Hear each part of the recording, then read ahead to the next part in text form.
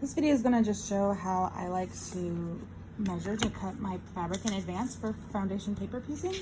So I have this pattern here. It's got 5 sections within it, 1, 2, 3, 4, 5.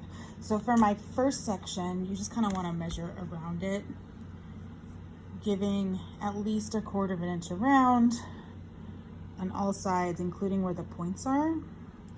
So in this one, and I like to give myself, because I know I am never perfect, so I'm gonna go 4 inches is gonna give me plenty of space here, and again, probably 4 inch. So for part 1, I'm probably gonna cut a piece of fabric that's 4 inches by 4 inches.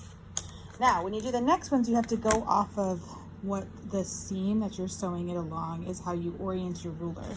So for part 2, or section 2 here, I'm gonna line up my 1/4 inch on that seam line I know I'm gonna sew, making sure, and then going horizontally until I'm sure that on the edge here, I go past the outside seam allowance as well on both sides. So width-wise, I think 4 inches should be okay. Now, I already have a built-in 1/4 inch because I'm laying it on my 1/4 inch. I go down, I'm at 4 inches. I'll add a little extra, so I'm gonna say 4 inch by 4.5. Should be plenty for this one. So then continuing on for section 3, again, I'm gonna line up the seam line on my ruler with the 1/4 inch mark, and then give myself a little bit on each side.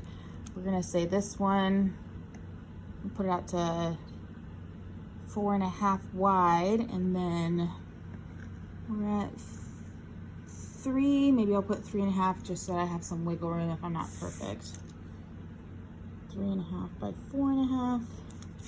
Again for section 4.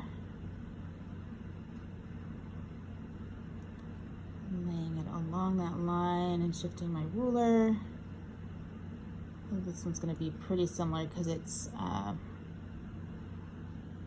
symmetric. So I'm just going to say it's going to be 3.5 by 4.5 as well. And then for section 5, this will be the seam line that you sew section 5 with. So you're going to again lay your ruler along section 5, move it over. So we're going to say 6.5 width, giving myself a little extra, and 3.5 height. So we'll say 3.5 by 6.5. So that's how I measure for cutting pieces ahead of time.